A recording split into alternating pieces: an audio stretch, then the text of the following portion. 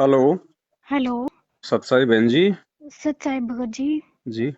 परमात्मा की दया से आज मेरा नंबर लग ही गया। जी। हाँ। कहाँ से बोल रहे हैं? मैं भी ढूंढ के देखती हूँ। हेलो। जी बहन जी, कहाँ से बोल रहे हो? सत साई भगत जी। सत साहिब। मैं गाजियाबाद से बोल रही हूँ, मीनाक्षी उदासी। जी बोलिए। हाँ भगत जी, मैंने दिवाली से पहले आपको मैसेज किया था शंका अच्छा। समाधान की पुस्तक के लिए। अच्छा। तो अभी तक मेरे पास ना पुस्तक नहीं आई है। अच्छा। तो मैं यही पूछना चाह रही थी कि वो पुस्तकें, मतलब मैसेज तो आया था, ओके आपका लिखा हुआ आया था, तो वो पुस्तकें मतलब कोरियर हुई हैं या नहीं हुई हैं? अगर ओके लिख के आया है तो आपके पास पुस्तक आ जाएगी बहन जी। बीच में थोड़ी पुस्तक समाप्त हो गई थी, दोबारा से छपी है, अब भेज रहे हैं हम दोबारा से। अच्छा भगत जी, वो कब तक आ पाएंगे? क्योंकि मुझे ना पुस्तक बहुत थोड़ा जल्दी चाहिए थी, मैंने इसलिए मैसेज भी बहुत जल्दी करा था। मेरे घर में शादी भी आ रही है, अच्छा अच्छा अच्छा। तो उसके लिए मुझे यही डर लगा रहता है कि कोई नियम मर्यादा मतलब खंडित ना हो। छोटी मोटी हम्म। गलतियां तो रोज होती ही हैं। जी। तो मैं यही पूछना चाह रही थी कि वो अब यहाँ पे कोई आसपास में सात संगति वाला कोई सत्सेवक भाई हो बहन हो गाजियाबाद के आसपास में? भगत तो काफी हैं साथ संगत से जुड़े हुए, दिल्ली, गाजियाबाद, नोएडा में, लेकिन अब दास बहन जी किसी का नंबर नोट नहीं करता है, क्योंकि मेरे पास दिन में सैकड़ों फोन आते हैं। फोन मैं आते नंबर हैं। मैं नहीं सेव कर पाता किसी का भी। और दूसरी बात, मैं इसलिए भी सेव नहीं करता क्योंकि मुझे किसी से कोई स्वार्थ भी नहीं होता कि भाई हाँ ये पैसे वाला है, ये अच्छे पद पोस्ट वाला है, इसका नंबर सेव कर लो, कल को काम आएगा। काम केवल हमारे परमात्मा आना हाँ, ये तो सही कह रहे हो है भगत ना। जी। तो मैं नंबर नहीं रखता बहन जी संगत में किसी का भी। ठीक है, जिससे भाई कोई मेरा काम पड़ता रहता है उनके मैं जरूर सेव कर लेता हूँ। अच्छा, यहाँ पे कोई आसपास में सात संगति होती हो दिल्ली में आपके या बुलंदशहर में होती है। बुलंदशहर में होती है? हाँ। बाकी तो पुस्तक आ जाएगी शंका समाधान की आपके पास, ऐसे कोई बात नहीं है। तो भगत जी आप मुझे थोड़ा सा बस ये बता दीजिए कि जैसे मेरे परिवार में मेरे जेठ की लड़की की शादी है, जी। तो वो पास में ही रहते हैं, तो मतलब वैसे जा सकते हैं? जैसे मतलब मैं 2-4 मिनट को चली जाऊं, बस शक्ल दिखा के आ जाऊं उसमें किसी कोई को? दिक्कत नहीं है बहन जी, उसमें कोई दिक्कत नहीं है। परिवार में सुख दुख में शामिल होने के लिए गुरुजी ने कभी मना नहीं किया है। आप कहीं भी जाओ, देश विदेश में, पूरी दुनिया खुली है, लेकिन सिर्फ अपनी मर्यादाओं के साथ रह के जाओ। फिर आपको कोई भय नहीं है। जो गुरुजी ने जो मर्यादा बता रखी है ना, ना शादी विवाह में लेना ना देना है, ना किसी की शॉपिंग कराने में कोई सहयोग करना, ना किसी को कोई सलाह देना कि भाई चांदी के हाँ बनवा ले, सोने के बनवा ले, ये करवा ले, वो करवा ले, इतनी तीड़ ले आओ, इतने कपड़े ले आओ। इन हमने चीजों से किसी तो भी मैं चीज दूर में हूँ। कोई सहयोग नहीं करना है। बाकी आप वहां हाँ। जाओ, आपका परिवार है, खाना खाओ, भोजन खाओ, बैठो, परमात्मा की चर्चा करो, सुख दुख की बातें करो, कोई दिक्कत नहीं है। लेकिन जहां पे ये कर्मकांड, रीति रिवाज, पूजा पाठ और बेकार की परंपराओं की जहां पे कोई बात आती है ना, हाँ वहां जी। पे बिल्कुल दो टूक जवाब दे दो कि भाई मैंने नाम दीक्षा ले रखी है, मैं इन चीजों से दूर हूँ, माफी चाहती हूँ। बस वहां कोई शर्मा शर्मी नहीं फिर। ठीक है भगत जी। बाकी कहीं जाओ बहन जी, पीहर में जाओ, ससुराल में रहो, अपनी सहेली के जाओ, कहीं जाओ, हमें क्या दिक्कत है। मालिक कहते हैं भगत कबीरा तेरी झोपड़ी गलकटियन के पास, जो करेगा सो भरेगा, तू क्यों भया उदास। हमें किस बात का भय है। हमें अपनी मर्यादाओं में रहना है। अब जैसे किसी आदमी को शुगर है हाँ जी। और डॉक्टर ने मीठा खाने के लिए मना कर रखा है, हाँ तो जी। डॉक्टर ये थोड़ी कहेगा कि आप शादी में मत जाओ, आप जी अपने ससुराल में मत जाना। डॉक्टर कहता कहीं भी जाओ, लेकिन भैया जो नियम है, मीठा मत खाना बस। ठीक है भगत जी। तो भगत जी गुरु जी के नियम मत तोड़ना, बाकी चाहे फिर कहीं भी जाओ बहन जी। ससुराल वाले तो मेरे विरोध करते हैं, मेरे पति तो बहुत ही ज्यादा विरोध करते हैं। पर देखो मैं कर रही हूँ, परमात्मा ये की भक्ति संघर्ष है से बहन डटी जी, हुई हूँ। हाँ। इसी को कहते बाकी हैं संघर्ष। जो पीहर वाले हैं वो मान ही नहीं रहे, मैंने उनको बहुत समझाने की कोशिश करी। मेरी जो भाभी है, अभी सन 2020 में मेरे भाई की शादी हुई है रमणी से ही। हम्म। वो मुंडका से हैं, सन हम्म। 2004 से जुड़े हुए हैं। हम्म। मैंने अपने भाई को बहुत समझाने की कोशिश करी, वो कह रहा हाँ मैं समझ गया, तेरी बातों से लग रहा है, तूने हम्म। पवन के वीडियो देखे हैं, तू उसके चक्कर में मत फंस, वो अपनी डपली बजा रहा है, ये अपनी डपली बजा रहे हैं, कोई कुछ हम्म। नहीं है।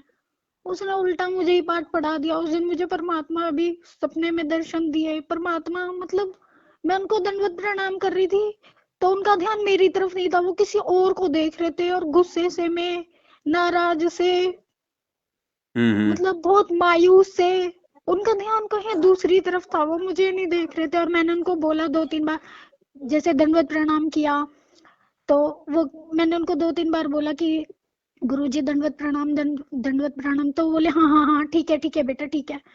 ऐसे करके उन्होंने छोड़ दिया। मैंने उसे बहुत समझाने की कोशिश करी, वो तो मानते ही नहीं है, आए दिन मुंडका में ही बैठे रहते हैं। देखो बहन, ये आत्म कल्याण का मार्ग है और परमात्मा ने साफ साफ कह रखा है कि आत्म कल्याण के मार्ग में ना तो भाई की माननी, ना अपने पति की माननी, ना पत्नी ने अपने पति की माननी, ना पति ने पत्नी की माननी, ना माँ बाप की माननी। ये आत्म कल्याण का मार्ग है। ये केवल परमात्मा के ज्ञान को आधार बना के देख के चलने से ही सफल होगा। दूसरी बात बहन जी, अगर आपने नाम लिया है तो आपको पता है कि परमात्मा का ज्ञान दुनिया से अलग है, शास्त्रों के अनुसार है, और दुनिया की हाँ जी, परंपराओं के जो है ये विपरीत है।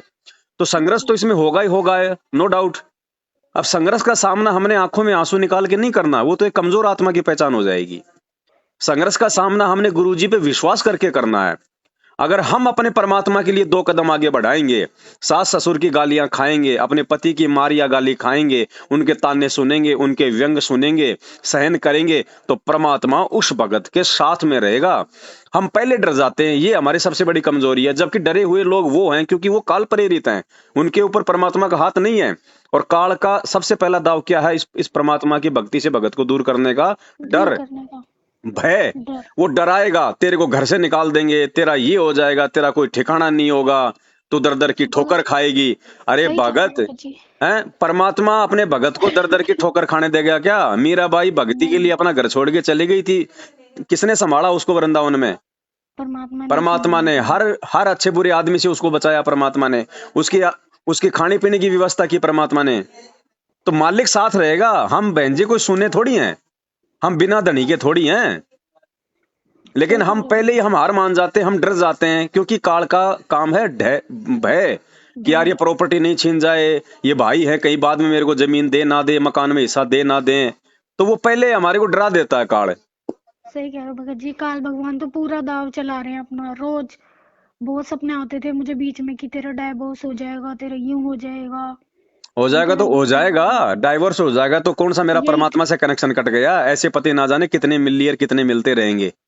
यही ठान रखे ये भगत जी आत्मा आप। का पति अब की बार मिला है, इसका हाथ नहीं छोड़ना हमने। चाहे चाहे, चाहे हमारा घर छूटे, चाहे परिवार छूटे। और फिर परमात्मा क्या कहते हैं बहन जी? जय तू चाले 1 कदम, मैं चालू कदम 60, जय तू हो जा काठ की, मैं हो जाऊं लोही की लाट। भगवान अपने भगत से 2 कदम आगे चलता है जो संघर्ष करता है मर्यादा में रह के। फिर तो भगवान की आवश्यकता ही नहीं है। फिर भगवान की भक्ति कौन करेगा? अगर भक्ति करते करते भी, परमात्मा कहते हैं, अगर भक्ति करते करते भी मेरे भगत पे संकट आवेगा तो हमें कौन पूछेगा? हमें कौन पूछेगा फिर? ये मालिक की वाणी है। सही कह रहे हो भगत जी। लेकिन भगत इसके लिए जी बहन जी थोड़ा विश्वास चाहिए, थोड़ा इसके लिए मतलब समर्पण चाहिए। ठीक है भगत जी। समर्पण चाहिए। अब जैसे छोटा बच्चा होता है, बाप उसको तीसरी मंजिल पे ले जाके उसके दोनों हाथ पकड़ के अगर उसको दीवार से नीचे कर देता है तो बच्चा बहन जी डरता नहीं है, क्योंकि उसको अपने बाप पे विश्वास है कि ये मुझे छोड़ेगा नहीं। हाँ जी। और वो बच्चा जब समझदार होता है और उसका यार दोस्त उसके हाथ पकड़ के अगर बिल्डिंग से नीचे करना चाहे, वो नहीं होता है, क्योंकि उसको विश्वास नहीं होता उस पे। तो हमने उस प्रकार से एक बालक की तरह अपने गुरुजी पे हमने अंधा विश्वास करना पड़ेगा, सही कह रहे हो भगत तब जी। बात बनेगी बहन जी। परमात्मा ना जाने किसकी व्यवस्था बहन जी किसके माध्यम से करवाते।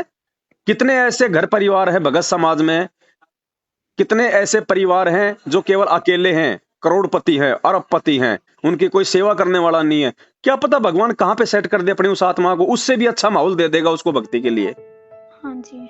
तो डरना नहीं है बहन जी कि पति निकाल देगा, घर से निकाल देगा। ये घर हमारे हैं क्या? नहीं भगत जी, है? आपकी वीडियो से, आपकी बातों से भगत जी बहुत हिम्मत मिलती है। आपको देख के ऐसा लगता है कि जैसे परमात्मा ने ना एक नौका भेज दी, हम डूबते हुए को सहारा दे दिया। आपकी बातों से बहुत हिम्मत मिलती है भगत जी। बस आप अपनी सेवाएं ऐसे ही करते रहना। आपकी वीडियो देख के इतनी दृढ़ता आती है, मैं अपने घर से बाहर नहीं जा सकती, अपने घर में ही भक्ति पूजा करती हूँ, अपने परमात्मा को अपने हृदय में लेके चलती हूँ। बहुत सात समिति की वीडियो मैं घर में ही बैठ के देखती हूँ, इतनी दृढ़ता आती है, इतना विश्वास बढ़ता है। आपको देख देख के ऐसा लगता है कि परमात्मा हमारे साथ ही है, हमारे बीच में ही है। और मतलब परमात्मा ने आपको खड़ा कर दिया। आप कुछ नहीं हो, आप कुछ नहीं बोलते, लेकिन जो आप बोलते हो वो परमात्मा के शब्द होते हैं। परमात्मा हमें राह दिखाते हैं। अब हमारी भक्ति की सांसें हो, जो भक्ति या जो हमारी श्रद्धा दम तोड़ रही थी, वो कहीं ना कहीं आपके सहारे परमात्मा ने जिंदा कर दी।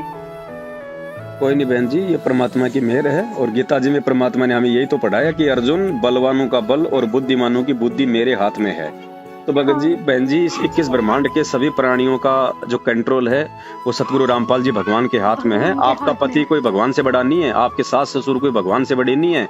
परमात्मा जब चाहेगा उनका वॉल्यूम अप डाउन कर देगा। जो आज का विरोध कर रहे हैं, कल आपको अपने हाथों पे रखेंगे, लेकिन उसके लिए हमने भी तो थोड़ा सा दृढ़ होना पड़ेगा। वो परमात्मा ने रखे या न रखे, बस परमात्मा साथ रहे, परमात्मा के चरणों में पड़े रहे, परमात्मा अपने चरणों से लगा रखे, और कुछ नहीं चाहिए। बिल्कुल। मालिक ने कहा ना एक सत्संग में कि भगत को चाहे अपना कति सर्वनाश होता दिखाई दे, लेकिन तुम विश्वास करना एक बार अपने भगवान पे, वो तुमसे दूर नहीं है। गुरुजी ने कहा कि दो लाला जी आपस में लड़ रहे थे। एक ने कहा कि मैं तेरे बाट मारूंगा, दूसरा बोला मैं कौन सा ठाली बैठूंगा। तो जब हम अपने गुरुदेव भगवान के भक्ति मार्ग में अपने गुरुदेव जी के पद चिन्हों पे चलते हुए, बहन जी 27 साल चाहिए भगवान, इसको क्या जरूरत थी इस गंदे लोक में आके और 2 कोड़ी के जीवों की गालियां खाने की, पुलिस वालों के डंडे खाने की, रिमांड सहन करने की। जब ये भगवान हमारे लिए इतना संघर्ष कर सकता है, तो हम नीच अपने आत्म कल्याण के लिए थोड़ा सा भी नहीं कर सकते? और वो थोड़ा सा भी कर लेंगे ना, तब बहन जी उसी समय वो परमात्मा हमारा साथ देगा। क्योंकि जो खुद अपने आत्म कल्याण के लिए जागरूक नहीं है, जो छोटी छोटी बातों पे संघर्ष ना करके अपने परिवार रिश्तेदारों से मतलब की जो है समझौता कर लेता है, वो बहन जी कभी भी इस भक्ति मार्ग पे लंबी रेस का घोड़ा नहीं बन सकता। 2 नाव की सवारी का मार्ग नहीं है ये। आप हिम्मत रखो, परमात्मा साथ में है बहन जी, परमात्मा से बढ़ के कोई नहीं है। पता नहीं कब परमात्मा इनके दिमाग में क्या प्रेरणा कर दे और ये आपको परेशान करना छोड़ दें। बहुत सारे एग्जाम्पल ऐसे, जिन माता बहनों को घर में दीपक नहीं जलाने दिया जाता था, जिनको खुल के आरती नहीं करने दी जाती थी, लेकिन उन्होंने संघर्ष नहीं छोड़ा। तो गुरुजी ने क्या कहा कि उस घर में जब तुम भक्ति करोगे ना संघर्ष में, उस भक्ति का प्रभाव, भले तुम मन ही मन में मंत्र जाप करो, मन ही मन में तुम आरती करो, तुम उस दबाव में, लेकिन उससे भी वो सूक्ष्म प्रभाव भक्ति का उस पूरे परिवार पे पड़ रहा है। जैसे आप अपने घर पे हलवा बनाओगी तो आड़ोस पड़ोस में महक जाएगी कि नहीं जाएगी? बिल्कुल जाएगी। आज नहीं तो 4 दिन बाद जब रोज महक जाएगी तो उनके मन में भी हलवा बनाने की प्रेरणा होगी कि नहीं होगी? बिल्कुल होगी। तो ऐसे ही आपके द्वारा उस घर में भक्ति करते रहने से, चाहे सुख में चाहे दुख में, परिवार के सभी सदस्यों पे असर पड़ रहा है, और उसी के चलते एक दिन वो शांत होंगे। और काल यही चाहता है, काल क्या करता है बहन जी कि ये भी भक्ति छोड़ दे, और इसके भक्ति करने से दूसरे प्राणी जो परमात्मा की शरण में आना, मतलब परमेश्वर के शरण में आने की जो प्रोसीजर जो वो तैयार हो रही है ना सूक्ष्म रूप से, वो भी रुक जाए। तो हमने ज्ञान से इन चीजों को समझना पड़ेगा। अगर हमने हार मान ली तो परमात्मा का काम जो है वो ठप हो जाएगा। फिर वहां पे हम अपना भी काम बिगाड़ेंगे, और जो हमारे माध्यम से जो दूसरे प्राणियों पे जो भक्ति का जो संस्कार बन रहा था वो भी नहीं बन पाएगा। और फिर दूसरी बात बहन जी, परमात्मा कहते हैं कि जब तुम शरीर छोड़ के जाओगे यहाँ से, तो काल तुम्हारी परीक्षा लेगा। 14 करोड़ यम के दूत आएंगे, तुम्हें लोभ देंगे, लालच देंगे, डराएंगे, धमकाएंगे। और जब हम यहाँ पे 2 कोड़ी के जीवों से डर रहे हैं, तो 14 करोड़ का सामना कहाँ से करेंगे? ये भी तो हमारा एक रिहर्सल करवा रहा है परमात्मा। हैं? मालिक कहते हैं कि द्वार धनी के पड़ा रहे, चाहे धक्के धनी के खाए, 100 काल जग जोर ही पर द्वार छोड़ना। तो ये काल की तरफ से आपकी भक्ति छुड़वाने के लिए पूरा प्रयास है बहन जी। और ये देखो सबके साथ होता है, ऐसी बात नहीं है। आपको ये पारिवारिक समस्या है तो किसी को आर्थिक समस्या है, तो किसी को ऑफिस वालों की समस्या है, तो किसी को रिश्तेदारों की तरफ से दबाव है, तो किसी को कोई शरीर का रोग है। सबको दिक्कत है, लेकिन परिस्थितियां अलग अलग हैं। और ये परिस्थितियां भगवान की जो है उस शरण में रहने से, परमात्मा से बार बार जो है दंडवत करके प्रार्थना करते रहने से ही शांत होंगी। दूसरा इनका कोई उपचार नहीं। बाकी आ जाएगी शंका समाधान की पुस्तक आपके पास में, परमात्मा ने उसमें और भी बहुत सारी बातें थोड़ा विस्तार से लिखवाई हुई है, आप देख लेना। इसीलिए मैं सोच रही थी वो आ जाती तो मुझे थोड़ी सी आसानी हो जाती आगे। और भगत जी एक बात और पूछना चाह रही थी, मेरे हस्बैंड ना मुझे घर में खर्चे को पैसे नहीं देते हैं, मतलब बहुत कम देते हैं, चिटर पुटर में देते हैं डेली। हमारा मेडिकल स्टोर है। अच्छा। तो मैं परमात्मा का 10वें अंश का पैसा नहीं निकाल पाती। मैं मतलब डेली निकाल सकती हूँ फिर? कोई दिक्कत नहीं, जितना आपको देते हैं ना उस हिसाब से जितना आप जो निकाल सकती हो आप निकाल लिया करो। और ऐसी परिस्थिति में अगर नहीं भी निकल पाता है हाँ जी। तो भी वैसे तो कोई दोष नहीं होता है, क्योंकि मालिक अंतर्यामी है, परमात्मा को सारी स्थितियों का पता है। लेकिन फिर भी बहन जी, परमात्मा ने हमारे को एक किसान का उदाहरण दिया था कि किसान चाहे कितना गरीब क्यों ना हो, लेकिन वो बीज जरूर रखता है। हाँ जी। वो बीज की व्यवस्था जरूर करता हो, चाहे वो खुद खाए ना खाए अनाज, लेकिन बीज जरूर लाएगा। चाहे उधार में लाओ, चाहे मांग के लाओ, चाहे जो मर्जी लाओ। हाँ जी। तो 10वां अंश हमारा बीज है बहन जी। सुख दुख में हमें ज्यादा नहीं तो थोड़ा निकाल लो। 10% नहीं निकल रहा तो 5% निकाल लो। जी भगत जी, ठीक है भगत जी। अच्छा, दूसरा मैं कह रहा था बहन, आपकी ऑडियो में डाल सकता हूँ अगर आपको कोई दिक्कत ना हो तो? ग्रुप में? हाँ, हाँ बिल्कुल भगत जी, क्योंकि बहन जी डालो। देखो, अब आपको भी अगर मालूम पड़ा है इन बातों का, तो देखो किसी न किसी की ऑडियो वीडियो सुन के मालूम पड़ा है। और कोई हाँ गलत भगत बात जी। हम कोई करते नहीं है बहन जी। अब इन्हीं नहीं चीजों भगत से जी। तो भक्तों में दृढ़ता और वो चीज आती है बहन जी। नहीं भगत जी, बहुत दृढ़ता आती है। आपको देख देख के तो ऐसे मतलब लगता है जैसे कोई मरता हुआ जीता है ना, इस तरीके से लगता है भगत जी। डाल देना, कोई ऐसी बात नहीं है। चलो ठीक है बहन जी, है ना? ठीक है भगत जी। सत सच सारे है। सत। जय हो बंदी छो।